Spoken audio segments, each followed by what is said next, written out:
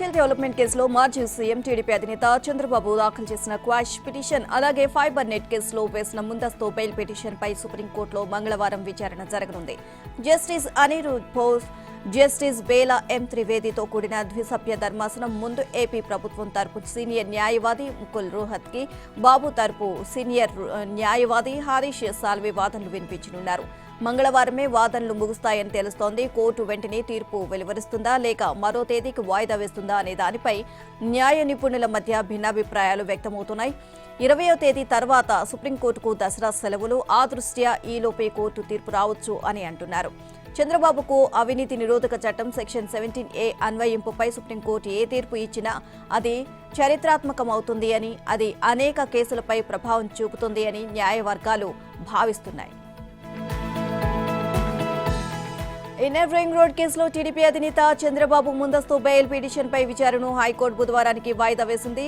Amaravati inner ring రోడ్లో అక్రమాలు చోటు చేసుకున్నాయి అనే ఆరోపణలతో సిఐడి నమోదు చేసిన కేసులో ముందస్తు బెయిల్ మంజూరు చేయాలని కోరుతూ చంద్రబాబు హైకోర్టులో పిటిషన్ దాఖలు చేశారు. సోమవారం విచారణ ప్రారంభమైన వెంటనే సిఐడి తరపున అదనపు టీపీ దుష్యంత్ రెడ్డి వాదిస్తూ ఈ వ్యవహారంలో పూర్తి వివరాలను కౌంటర్ దాఖలు చేశామని విచారణను గురువారానికి వాయిదా వేయాలని కోరారు.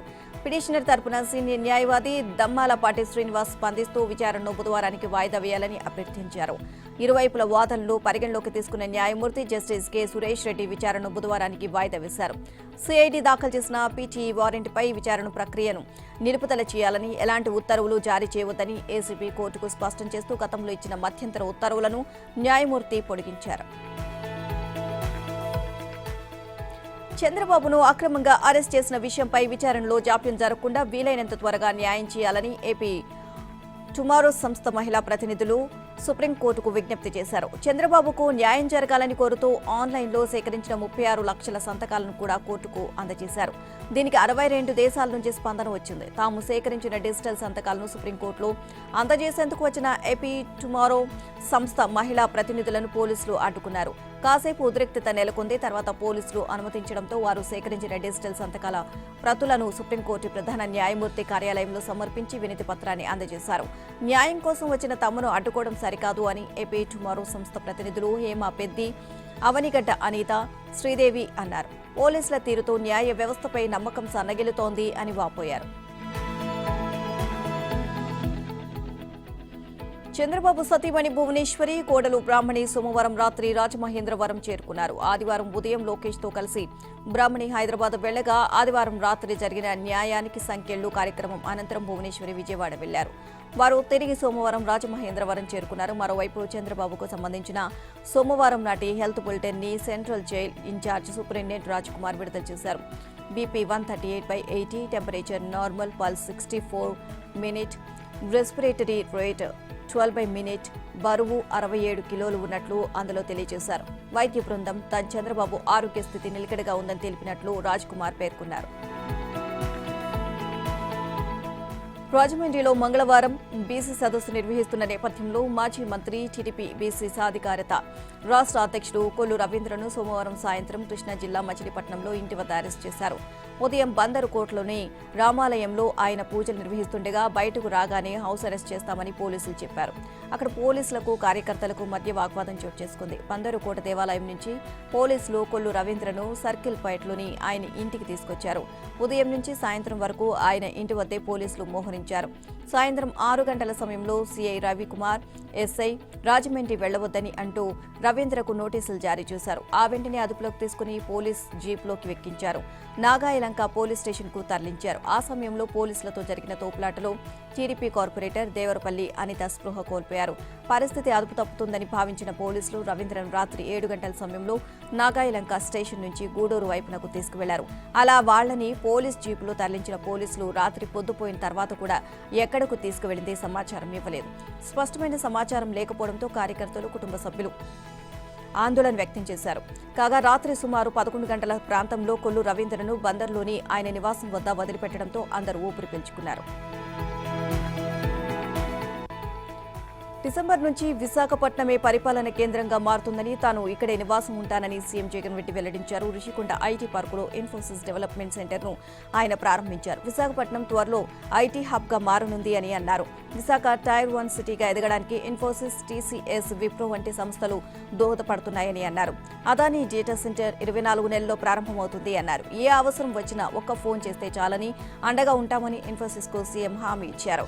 విశాఖపట్నంలోని ఇన్ఫోసిస్ కార్యాలయాన్ని హైబ్రిడ్ మోడల్ గా అభివృద్ధి చేయనున్నట్లు ఆ సంస్థ CFO ప్రకటించారు. స్థానికంగా ప్రతిభావంతులు ఉంటే వారికి ఉద్యోగాలు కల్పిస్తాము అన్నారు.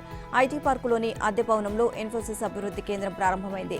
రిషికొండ ఐటీ పార్కులో హిల్ నెంబర్ 2, హిల్ నెంబర్ 3 మధ్య కొంత ఖాళీ స్థలం ఉండగా చంద్రబాబు సీఎంగా ఉన్నప్పుడు దాన్ని నాన్ సెజ్ ఏరియాగా గుర్తించి పలు సంస్థలకు కేటాయించారు.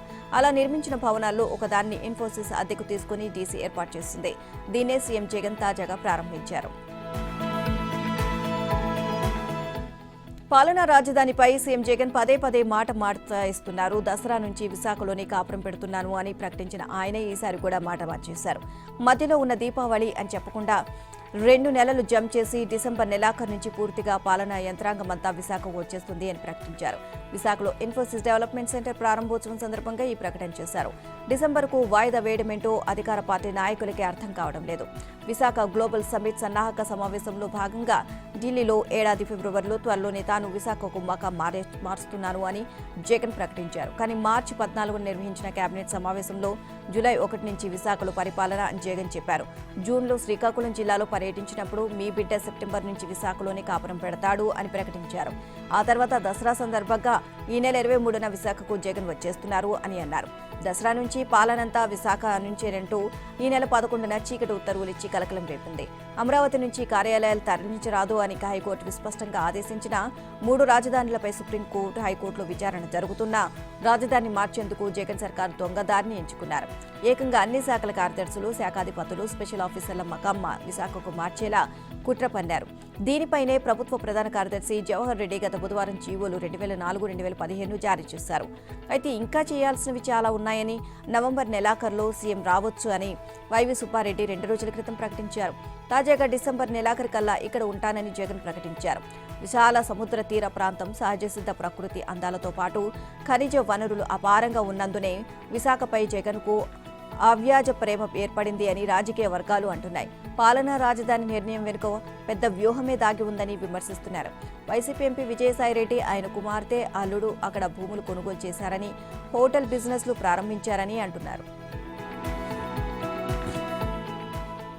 రిషికొండపై పర్యాటక భవనాలను నిర్మిస్తున్నామని కోర్టుకు చెప్పి నివాస సముదాయం, కార్యాలయాలను నిర్మించడం ఖచ్చితంగా కోర్టును తప్పుదారి పట్టించడమే. ఇలా నిర్మించిన అక్రమ భవన సముదాయంలోకి మకాం మార్చితే సీఎం జగన్ కు తిప్పలు తప్పవని నర్సాపురం వైసీపీ ఎంపీ రఘురామకృష్ణంరాజు హెచ్చరించారు. హైకోర్టు ఈ కేసును కొట్టివేసినప్పటికీ రిషికొండపై భవన నిర్మాణాలను సంబంధించిన ఉల్లంఘనలను సర్వోన్నత న్యాయస్థానం దృష్టికి తీసుకువెళ్తామని చెప్పారు. రాజధాని మార్పుపై సీఎం జగన్, మిలిటరీ రెడ్డి, మంత్రులు ఇచ్చిన ప్రకటనలన్నీ కోర్టు ధిక్కరణే అవుతాయని అన్నారు. రాజధాని కేసును డిసెంబర్లో వింటామని న్యాయస్థానం చెప్పిందని అందుకు భయపడే జగన్ రెడ్డి డిసెంబర్లో రిషికొండపై నిర్మించిన భవనంలోకి మకాం మారుస్తామని చెప్పి ఉంటారేమో, లేదంటే రాక్షస గురువైన శుక్రాచార్యులు లాంటి వారెవరైనా డిసెంబర్లో మంచి ముహూర్తాన్ని సూచించి ఉంటారేమోనని ఎద్దేవా చేశారు. రాజధాని మార్పుపై రాష్ట్ర ప్రభుత్వానికి అనుకూలంగా సుప్రీంకోర్టులో తీర్పు వెలువడే అవకాశం లేదు అన్నారు. రిషికొండ భవనాల్లో బాత్ టబ్ ఖరీదు 25 లక్షలు, ఒక కమోడో ధర 10 లక్షలు అని తెలిసింది అన్నారు. ఒక టాయిలెట్కు 2 లక్షలు వేసుకున్నా అది ఒక పేదవాడి గృహ నిర్మాణం అంత ఖర్చు అని పేర్కొన్న రఘురామ, కమోడు ధరతో పేదవారి కోసం 5 జగనన్న గృహాలు, బాతు టబ్ కోసం వెచ్చించిన 25 లక్షల ఖర్చుతో 12.5 జగనన్న గృహాలు నిర్మాణం చేపట్టవచ్చు అన్నారు. ప్రజాస్వామ్యం పరిడవిల్లడానికి మూల స్తంభమైన ఓటు అనే ఆయుధం విషయంలో కూడా వైసీపీ నేతలు అడ్డదారులకు దిగారు. వచ్చే ఎన్నికల్లో ఎలాగైనా గెలవాలి అనే దుర్బుద్ధితో అక్రమాలకు పాల్పడుతున్నారు. వారి అనుచరులతో మొత్తం ప్రక్రియనే అపహాస్యం చేస్తున్నారు. ప్రత్యర్థి పార్టీలకు మద్దతుగా ఉన్నవారి ఓట్ల తొలగింపే లక్ష్యంగా ఫామ్ 7ను అడ్డుపెట్టుకుని భారీ కుట్రకు తెరతీశారు. ఈ క్రమంలో నిజమైన ఓటర్లు తమ ఓటును కాపాడుకునేందుకు పడరాని పాట్లు పడాల్సిన అగత్యం కల్పించారు. రాష్ట్ర వ్యాప్తంగా భారీ సంఖ్యలో ఓటర్లకు ఆవేదనను మిగిల్చారు. ఉద్దేశపూర్వకంగా కొంతమంది దొంగలు చేసిన పనికి ఓటు విషయంలో తమను తాము నిరూపించుకోవాల్సిన అగత్యం ఏర్పడింది అని ఓటర్లు ఆవేదన వ్యక్తం చేస్తున్నారు. చెయ్యని తప్పుకు మాకేంటి ఈ శిక్ష అంటూ యంత్రాంగం నుంచి నోటీసులు అందుకున్న వారు మానసిక వేదనకు గురవుతున్నారు. అలాగే మిగిలిన ఓటర్లు కూడా తమ ఓటు ఉంటుందో ఊడుతుందో తెలియని ఆందోళనలో ఉన్నారు. ఎన్నికల కమిషన్ సదుద్దేశంతో ఓటర్లకు కల్పించిన ఫామ్ 7 అవకాశం కాస్త వైసీపీ దుర్బుద్ధితో అపహాస్యమవుతోంది. పర్చూరు నియోజకవర్గంలో ఒక్కొక్కరు వందల సంఖ్యలో ఫామ్ 7 దరఖాస్తులు అప్లై చేయడంతో పాలక పార్టీ కుట్ర వెలుగులోకి వచ్చింది. గడిచిన 2 నెలల కాలంలో రాష్ట్రంలో ఏదో ఒక మూల ఈ ఫామ్ 7ల బాగోతం బయటపడుతూనే ఉంది. పర్చూరు నియోజకవర్గంలోనే 14,184 ఫామ్ 7లు రాగా నెల్లూరు జిల్లా కావలిలో ఈ ఫామ్ 7 దుర్వినియోగమైనట్లు టీడీపీ ఆరోపించింది. తాజాగా కాకినాడ పట్టణ నియోజకవర్గ పరిధిలో 5కు మించి ఫామ్ 7లు దరఖాస్తు చేసిన 13 మందిపై కేసు నమోదు చేశారు. పర్చూరు నియోజకవర్గంలో 195 మంది 5కు మించి ఫామ్ 7లు దరఖాస్తు చేస్తే కాకినాడ పరిధిలో 153 మంది వరకు ఉన్నట్లు విచారణలో తేలింది. ఫామ్ 7ల దుర్వినియోగం బయటపడ్డ ప్రతి చోట వాటి వెనుక ఉంది వైసీపీ నేతలే అన్న విషయం బహిర్గతమవుతూనే ఉంది. యూనివర్సిటీలో పోస్టుల భర్తీ ప్రక్రియపై ప్రభుత్వం పదే పదే మాట తప్పు నిరుద్యోగుల చెవిలో పూలు పెడుతోంది. సీఎం జగన్ రెడ్డి, విద్యాశాఖ మంత్రి బొత్స సత్యనారాయణ ఫలానా తేదీన నోటిఫికేషన్లు వస్తాయని ప్రకటించినా అవి ఒట్టి మాటలుగానే మిగిలిపోతున్నాయి. దీంతో యూనివర్సిటీలో పోస్టుల భర్తీ వ్యవహారం అదిగో ఇదిగో అన్నట్లుగా మారింది. ఆగస్టు 23న విడుదల కావాల్సిన నోటిఫికేషన్లు ఇంతవరకు అడ్రస్ లేకపోవడంతో ఎన్నికల్లోపు భర్తీ పూర్తి చేయడం సాధ్యమేనా అన్న అనుమానాలు వ్యక్తమవుతున్నాయి. ప్రభుత్వం ఉద్దేశపూర్వకంగానే జాప్యం చేస్తుంది అని నిరుద్యోగులు అసహనాన్ని వ్యక్తం చేస్తున్నారు. గత వారంలో జరిగిన ప్రెస్ మీట్లో ఈ నెల 16న నోటిఫికేషన్లు విడుదలవుతాయని విద్యాశాఖ మంత్రి బొత్స సత్యనారాయణ ప్రకటించగా సోమవారం వాటి ఊసే కనిపించలేదు. ఆగస్టు 3న సీఎం వద్ద జరిగిన సమీక్షలో ప్రభుత్వం ఏకంగా షెడ్యూల్ని ప్రకటించింది. 3,285 పోస్టుల భర్తీ కోసం ఆగస్టు 23న నోటిఫికేషన్లు విడుదల చేస్తామని సీఎంఓ తెలియజేసింది. సీఎం ఆమోదంతోనే ఈ షెడ్యూల్ బయటకు వచ్చింది. కానీ అక్టోబర్ వచ్చినా ఇంతవరకు నోటిఫికేషన్లు ఇవ్వలేదు. ఈలోగా రేషనలైజేషన్ జీవోల విడుదలతో కాలం గడిపారు. అలాగే ఈ నెల 11, 12 తేదీల్లో యూనివర్సిటీల వారీగా ఖాళీల జీవోలను ఉన్నత విద్యాశాఖ విడుదల చేస్తుంది. ఆ వెంటనే సచివాలయంలో జరిగిన విలేకరుల సమావేశంలో సోమవారం నోటిఫికేషన్లు వస్తాయని విద్యాశాఖ మంత్రి బొత్స ప్రకటించారు. దీంతో నిరుద్యోగులు ఎంతో ఆశగా ఎదురు చూడగా మరోసారి వారికి నిరాశ ఎదురైంది. ఇప్పటికే పలుమార్లు తేదీలు ప్రకటించి మాట తప్పడంతో 20వ తేదీన నోటిఫికేషన్లు ఇస్తారా అనేది అనుమానంగా మారింది. వచ్చే ఎన్నికల్లో పోటీ చేసే మరో 28 మంది బీఆర్ఎస్ అభ్యర్థుల బీఫారాలు అందుకున్నారు. ముఖ్యమంత్రి కేసీఆర్ సోమవారం వాటిని అందజేశారు. బీఫారాలు అందుకున్న వారిలో కోరుట్ల అభ్యర్థి కల్వకుంట్ల సంజయ్, జగిత్యాల అభ్యర్థి ఎన్ సంజయ్ కుమార్, మంత్రి కొప్పుల ఈశ్వర్, కోరుకంటి చందర్, పుట్ట మధుకర్, చింతా ప్రభాకర్, చామకూర మల్లారెడ్డి, కేపీ వివేకానంద, మాధవరం కృష్ణారావు, మంచిరెడ్డి కిషన్ రెడ్డి, సబితా ఇంద్రారెడ్డి, టి ప్రకాష్ గౌడ్, కాళే యాదయ్య, కొప్పుల మహేష్ రెడ్డి, మెతుకు ఆనంద్, ముఠా గోపాల్, కాలేరు వెంకటేష్, దానం నాగేందర్, మాగంటి గోపీనాథ్, టి పద్మారావు, లాస్య నందిత, గొంగిడి సునీత, శానంపూడి సైదిరెడ్డి, రెడ్డి నాయక్, బానోతు శంకర్ నాయక్, చల్లా ధర్మారెడ్డి, అరూరి రమేష్, గండ్ర వెంకట రమణారెడ్డి తదితరులు ఉన్నారు. దీంతో ఆదివారం బీఫారాలు అందజేసిన 69 మందితో కలుపుకొని ఇప్పటి వరకు 97 మందికి బీఫారాలు అందినట్లయింది. దేశం మొత్తం మీద 24 గంటల కరెంటు ఇస్తున్న రాష్ట్రం తెలంగాణ ఒకటేనని సీఎం కేసీఆర్ అన్నారు. పొరపాటున కాంగ్రెస్ అధికారంలోకి వస్తే 3 గంటల కరెంటే వస్తుంది అన్నారు. రైతుల భూములపై హక్కులు రైతులకే ఉండాలనే ఉద్దేశంతో తాను ధరణి పోర్టల్ను తీసుకొస్తే కాంగ్రెస్ నేతలు దాన్ని రద్దు చేస్తామంటున్నారు అని తెలియజేశారు. రైతుల భూములు భద్రంగా ఉండాలన్నా 24 గంటలు కరెంటు రావాలన్నా వచ్చే ఎన్నికల్లో కాంగ్రెస్ పార్టీకి బుద్ధి చెప్పాలి అని పిలుపునిచ్చారు. ఏమాత్రం ఏమరపాటుగా ఉన్నా చాలా పెద్ద దెబ్బ తగులుతుంది అని, అప్పుడు తాను కూడా ఏమీ చేయలేని పరిస్థితి వస్తుంది అని హెచ్చరించారు. మళ్లీ ఉద్యమాలు చేయడం తప్ప చేయగలిగేది ఏమీ ఉండదు అన్నారు. జనగామ, భువనగిరిలో జరిగిన ప్రజా ఆశీర్వాద సభలో కేసీఆర్ మాట్లాడారు. ధరణి పోర్టల్ను తీసి బంగాళాఖాతంలో వేస్తానని టీపీసీసీ అధ్యక్షుడు రేవంత్ రెడ్డి, సీఎల్పీ నేత పట్టి విక్రమార్క అంటున్నారని, అలా చేస్తే మళ్లీ వీఆర్ఓలు, గిర్దవర్లు వస్తారని హెచ్చరించారు. కాంగ్రెస్ పార్టీని బంగాళాఖాతంలో వేయాలి అన్నారు. ప్రజాస్వామ్యంలో ఓటు బలమైన ఆయుధమని, ఎవడో వచ్చి ఏదో చెబితే ఆగమాగం కావద్దు అని కేసీఆర్ అన్నారు.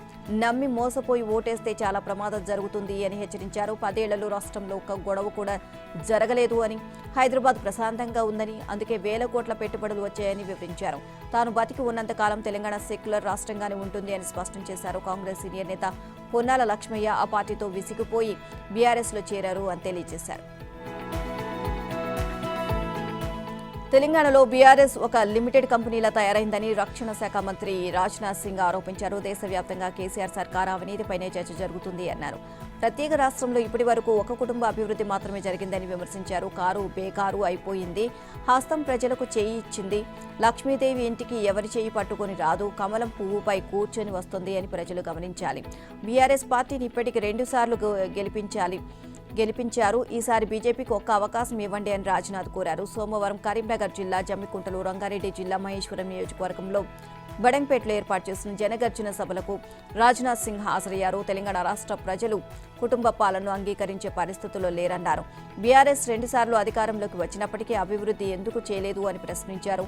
యువతకు ఉద్యోగాలు ఇవ్వనందుకు కేసీఆర్ క్షమాపణ చెప్పాలి అన్నారు. అయోధ్యలో రామ మందిరం నిర్మిస్తామని హామీ ఇచ్చామని, అద్భుతంగా నిర్మిస్తున్నామని, జనవరిలో ప్రారంభించనున్నాము అని తెలియజేశారు. 2027 నాటికి 3వ అతిపెద్ద ఆర్థిక వ్యవస్థగా భారత్ మారబోతుంది అని చెప్పారు. బీజేపీకి అధికారం అప్పగిస్తే 5 ఏళ్లలోనే గుజరాత్ తరహా ఆదర్శ పాలనను అందిస్తుంది అని పేర్కొన్నారు. బీఆర్ఎస్ కండువాలు కప్పుకుంటేనే పథకాలు ఇస్తామంటూ దుర్మార్గంగా వ్యవహరిస్తున్నారని ఈటెల రాజేందర్ ఆరోపించారు. అర్హులకు వచ్చే పథకాలను ఆపేందుకు వీరు ఎవర్రా అంటూ ఆగ్రహాన్ని వ్యక్తం చేశారు. డిసెంబర్ 9 ఉదయం 10:30 ఎల్బీ స్టేడియంలో జరిగే ప్రమాణ స్వీకార కార్యక్రమంలో సోనియా ప్రకటించిన 6 గ్యారెంటీలపై తొలి సంతకం చేస్తాము అన్నారు టీపీసీసీ అధ్యక్షుడు రేవంత్ రెడ్డి. 100 రోజుల్లోనే 6 గ్యారెంటీలను అమలు చేస్తాము అన్నారు. తేదీతో పాటు సమయం కూడా చెబుతున్నా సోనియా గాంధీ, మల్లికార్జున ఖర్గే ప్రతినిధిగా తెలంగాణలో ఇందిరమ్మ రాజ్యం ఏర్పాటుకు తరలి రావాలని కోరుతున్నారు అని తెలియజేశారు. 119 నియోజకవర్గాల్లోని 4 కోట్ల ప్రజలకు ఇదే తన ఆహ్వానమని వ్యాఖ్యానించారు. వికారాబాద్లోని చిగుళ్లపల్లి గ్రౌండ్స్లో కాంగ్రెస్ అభ్యర్థి గడ్డం ప్రసాద్ కుమార్ తరపున నిర్వహించిన బహిరంగ సభకు రేవంత్ ముఖ్య అతిథిగా హాజరయ్యారు. తెలంగాణ ప్రజల జీవితాల్లో వెలుగులు రావాలి అంటే అసెంబ్లీ ఎన్నికల్లో చేతి గుర్తుకు ఓటు వేసి గెలిపించాలి అని రేవంత్ పిలుపునిచ్చారు. 2023 ఎన్నికల సమరభేరి వికారాబాద్ గడ్డపై నుంచి మొదలైంది అని, ఈ ఎన్నికల్లో జిల్లాలోని 5 నియోజకవర్గాలను అత్యధిక మెజారిటీ గెలిపించాలని ప్రజలను కోరారు. కేసీఆర్ హుస్నాబాద్ నుంచి ప్రచారం మొదలు పెడితే తాను వికారాబాద్ గడ్డ నుంచి ప్రచారం మొదలు పెడుతున్నా. కేసీఆర్ కు హుస్నాబాద్ కలిసి వస్తుందట, తనకు వికారాబాద్ కలిసి వస్తుంది, చూద్దాం ఎవరు ఎవరికి అండగా నిలబడతారో డిసెంబర్ 3న నిగ్గు తేలుతుంది అని చెప్పారు. తెలంగాణ వచ్చి 10 ఏళ్లు గడిచిన ప్రాణహిత, చేవెళ్ల, పాలమూరు, రంగారెడ్డి ఎత్తిపోతల పథకాలు పూర్తి కాలేదని, రైతుల కల సాకారం కాలేదు అని ఆవేదన వ్యక్తం చేశారు. ప్రతిపక్ష పార్టీల నేతలు కేసీఆర్ని తిడితే ఓట్లు రాలవని, తెలంగాణను కేసీఆర్ కంటే ఎక్కువ ప్రేమిస్తేనే ఓట్లు వస్తాయని మంత్రి కేటీఆర్ అన్నారు. బీఆర్ఎస్ మేనిఫెస్టో చూసి కాంగ్రెస్, బీజేపీ నాయకులు దుప్పటి కప్పుకున్నారని, ఇంట్లో నుండి బయటకు రావడానికి వారికి ముఖం చాలడం లేదు అని వ్యాఖ్యానించారు. బీఆర్ఎస్ మేనిఫెస్టో అంటే మనం మత గ్రంథాలుగా భావించే భగవద్గీత, బైబుల్, ఖురాన్ల పవిత్రమైంది అన్నారు. గత మేనిఫెస్టోలో పేర్కొన్న అంశాల్లో 1-2 మినహా 95% అమలు చేశామని తెలియజేశారు. బీఆర్ఎస్ మేనిఫెస్టో చూసి తమ మేనిఫెస్టోను కాపీ కొట్టారు అంటూ కాంగ్రెస్ నాయకులు అంటున్నారని, ఎవరు కాపీ కొట్టారో ఆలోచించాలి అని అన్నారు. నరేంద్ర మోదీ వంటి వారే తెలంగాణ పథకాలను కాపీ కొట్టారని అన్నారు. రైతు బంధువును పీఎం కిసాన్ సమ్మాన్గా, మిషన్ భగీరథను హర్ ఘర్ జల్గా, టీఎస్ పాస్ను సింగిల్ విండోగా, మిషన్ కాకతీయను అమృత్ సరోవర్గా, అర్బన్ పార్కులను నగర్ 1గా కాపీ కొట్టారని ఆరోపించారు. వచ్చే ఎన్నికల్లో బీజేపీ డిపాజిట్లు గల్లంతు చేసేలా ఓట్లు వేయాలని ఓటర్లకు పిలుపునిచ్చారు. గ్యాస్ సిలిండర్ను చూసి దానికి పెరిగిన ధరను గుర్తుకు తెచ్చుకొని మనసులో ప్రధాని మోదీని ఊహించుకొని ఓట్లు వేయాలి అని సూచించారు. సిరిసిల్లలో బీఆర్ఎస్ జిల్లా కార్యాలయాన్ని ఆ పార్టీ సెక్రటరీ జనరల్ కె కేశవరావుతో కలిసి కేటీఆర్ ప్రారంభించారు. రైతు రుణమాఫీలో 20,000 కోట్లు మిగిలితే ఇప్పటి వరకు 13,300 కోట్లు జమ చేశామని, మిగతావి కూడా పూర్తవుతాయని తెలియజేశారు. తెలంగాణలో అసెంబ్లీ ఎన్నికల్లో టీడీపీ పోటీ చేస్తుంది అని ఆ పార్టీ రాష్ట్ర అధ్యక్షుడు కాసాని జ్ఞానేశ్వర్ స్పష్టం చేశారు. జనసేనతో పొత్తు విషయమై పార్టీ అధినేత చంద్రబాబు నిర్ణయం తీసుకుంటారని తెలియజేశారు. ఇతర పార్టీలు అభ్యర్థులను ప్రకటించకముందే ఎన్నికల్లో పోటీ చేసే 30 మంది అభ్యర్థులతో చంద్రబాబు విడివిడిగా మాట్లాడినట్లు పేర్కొన్నారు. ఆ జాబితాను బుధవారం మరోసారి చంద్రబాబు ముందు పెట్టి ఫైనల్ చేస్తామని వెల్లడించారు. మరో 87 స్థానాల్లో అభ్యర్థులు సిద్ధంగా ఉన్నారని, వారిపై సర్వే చేస్తున్నట్లు చెప్పారు. తెలంగాణ జనసమితి అధినేత కోదండరాంను టీపీసీసీ ఉపాధ్యక్షుడు మల్లు రవి సోమవారం కలిశారు. టీజేఎస్కు సీట్ల కేటాయింపునకు సంబంధించి వారి మధ్య ఈ సందర్భంగా చర్చ జరిగినట్లు తెలిసింది. కాంగ్రెస్ గుర్తుపై పోటీకి ఇప్పటికే అంగీకారం తెలిపిన కోదండరాం 6 సీట్లు కేటాయించేయాలన్న అంశాన్ని మల్లు రవి వద్ద పునరుద్ఘాటించినట్లు తెలుస్తోంది. అయితే తాను కోదండరాంను మర్యాదపూర్వకంగానే కలిశానని, సీట్ల సర్దుబాటు గురించి తమ మధ్య చర్చలేమీ జరగలేదు అని మల్లు రవి చెప్పారు. కాగా టీజేఎస్కు 1 నుంచి 2 సీట్లను కాంగ్రెస్ కేటాయించే అవకాశం ఉందని, దీనిపై 1-2 రోజుల్లో స్పష్టత రానుంది అని తెలుస్తోంది. ప్రధాని మోదీపై కాంగ్రెస్ అగ్రనేత రాహుల్ గాంధీ విమర్శలు గుప్పించారు. కొన్నాళ్లుగా తీవ్ర ఉద్రిక్తతలతో రగులుతున్న మణిపూర్ విషయాన్ని ఏమాత్రం పట్టించుకుని ప్రధాని ఇప్పుడు ఎక్కడో ఉన్న ఇజ్రాయెల్లో జరుగుతున్న పరిణామాలపై తెగ బాధపడుతున్నారని వ్యంగ్యాస్త్రాలు సంధించారు. ఈ ఏడాది మే నుంచి మణిపూర్లో దారుణాలు జరుగుతూనే ఉన్నాయని తెలిపారు. అసెంబ్లీ ఎన్నికలు జరగనున్న ఈశాన్య రాష్ట్రం మిజోరాంలో సోమవారం నుంచి 2 రోజుల పాటు రాహుల్ పర్యటించనున్నారు. ఈ సందర్భంగా ఆయన మిజోరాం రాజధాని ఐజ్వాల్లో పాదయాత్రను చేపట్టారు. మిజోరాం పొరుగు రాష్ట్రమైన మణిపూర్ ఇప్పుడు జాతుల ప్రాతిపదికన 2గా విడిపోయింది. రాహుల్ గాంధీ చేపట్టిన పాదయాత్రకు భారీ స్పందన లభించింది. మిజోరాం రాజధాని ఐజ్వాల్లోని చాన్మరి జంక్షన్ నుంచి సోమవారం ఉదయం రాహుల్ పాదయాత్ర చేపట్టారు. కాంగ్రెస్ కార్యకర్తలు, స్థానికులు భారీ ఎత్తున తరలివచ్చి రాహుల్కు స్వాగతం పలికారు. షెడ్యూల్ ప్రకారం 4 నుంచి 5 మీటర్లు నడిచి రాజ్భవన్ వద్ద పాదయాత్రను ముగించారు. ఆప్ నేత సిసోడియాను ఎంతకాలం జైల్లో ఉంచుతారు అని సుప్రీంకోర్టు కేంద్ర దర్యాప్తు సంస్థలను ప్రశ్నించింది. నిరవధిక కాలం పాటు కటకటాల వెనుక ఉంచలేరని వ్యాఖ్యానించింది. ట్రయల్ కోర్టులో ఛార్జ్షీట్ను సమర్పించినందున తక్షణమే వాదనలు ప్రారంభించాల్సి ఉందని స్పష్టం చేసింది. ఎప్పుడు వాదనలు ప్రారంభిస్తారో మంగళవారమే చెప్పాలని ఆదేశించింది. ఢిల్లీ మద్యం విధానం రూపకల్పనలో అక్రమాలు చేశారని, మనీ లాండరింగ్కు పాల్పడ్డారని కేంద్ర దర్యాప్తు సంస్థలైన ఈడీ, సిబిఐ సిసోడియాను మార్చి 9న అరెస్ట్ చేశాయి. అప్పటి నుంచి తీహార్ జైల్లో ఉన్న ఆయన బెయిల్ కోసం కింది కోర్టులను ఆశ్రయించగా ఫలితం లేకపోవడంతో చివరకు సుప్రీంకోర్టులో అప్పీల్ చేశారు. దీనిపై justice Sanjiv Khanna, justice SVN భట్టీల ధర్మాసనం విచారణ చేపట్టింది. ఛార్జ్షీట్ సమర్పించిన తర్వాత కూడా ట్రయల్ కోర్టులో ఎందుకు వాదనలు ప్రారంభించడం లేదని ప్రశ్నించింది. అరెస్టు చేసే ముందు అవినీతి నిరోధక చట్టంలోని సెక్షన్ 17A ప్రకారం అన్ని అనుమతులు తీసుకున్నారా అని ధర్మాసనం ప్రశ్నించగా అడిషనల్ సొలిసిటర్ జనరల్ ఎస్వీ రాజు అవును అని సమాధానమిచ్చారు. ఉప ముఖ్యమంత్రి హోదాలో ఉండి 18 శాఖలు నిర్వహించిన వ్యక్తి లంచం తీసుకున్నారంటే అది తీవ్రమైన విషయమని బెయిల్ ఇవ్వకూడదని కోరారు.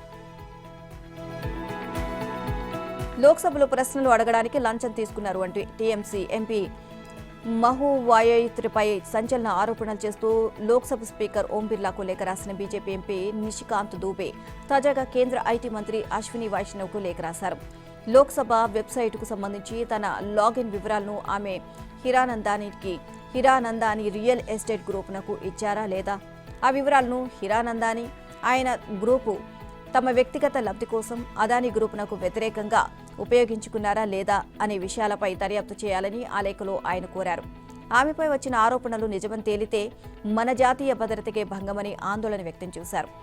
మహువా మొయిత్రా లాగిన్ వివరాలతో ఎక్కడెక్కడి నుంచి లోక్సభ వెబ్సైట్ తెరిచారో ఆ ఐపీ అడ్రస్లన్నిటిపైన ఆయా సమయాల్లో ఆమె అక్కడ ఉన్నారు లేరా అనే విషయంపైన విచారణ జరిపించాలని కోరారు.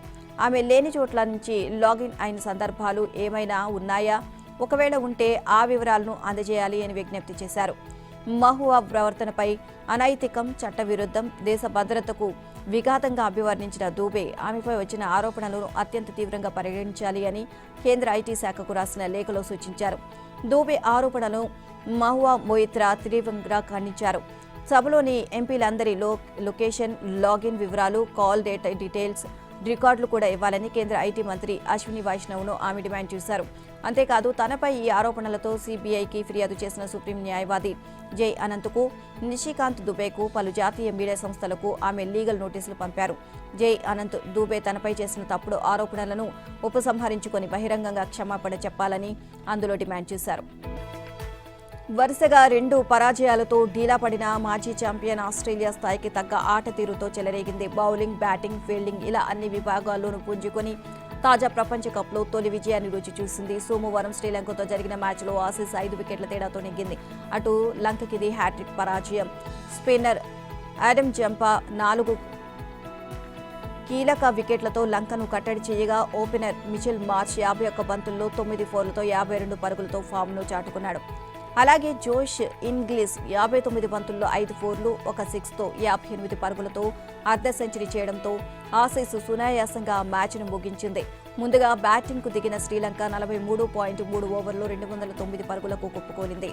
ఓపెనర్లు కుశాల్ పెరీరా 78, నిశాంక 61, అస్లంక 25 మాత్రమే రెండంకెల స్కోర్లు సాధించగా మిగతా 8 మంది సింగిల్ డిజిట్కే పరిమితమయ్యారు. కమిన్స్, స్టార్క్లకు 2 వికెట్లు తగ్గాయి. అనంతరం స్వల్ప ఛేదంలో ఆసీస్ 35.2 ఓవర్లో 5 వికెట్లకు 215 పరుగులు చేసింది. లుబిషెన్ 40 పరుగులను, మాక్స్వెల్ 31 నాటౌట్గా రాణించారు. మధుశంకకు 3 వికెట్లు దక్కాయి. మ్యాన్ ఆఫ్ ది మ్యాచ్గా జంపా నిలిచారు. స్వల్ప ఛేదన్ను ఆసీస్ పెద్దగా ఇబ్బంది పడకుండానే ముగించింది. ఇటీవల కాలంలో అంతగా ఆకట్టుకోలేకపోతున్న ఓపెనర్ మార్ష్ లంకపై చెలరేగాడు. వార్నర్ 11, స్మిత్ పరుగులను 3వ ఓవర్లోకే మధుశంక పెవిలియన్కు చేర్చిన ఆసీస్ ఒత్తిడికి లోను కాలేదు. మార్ష్ స్వేచ్ఛగా బ్యాట్ చలిపించగా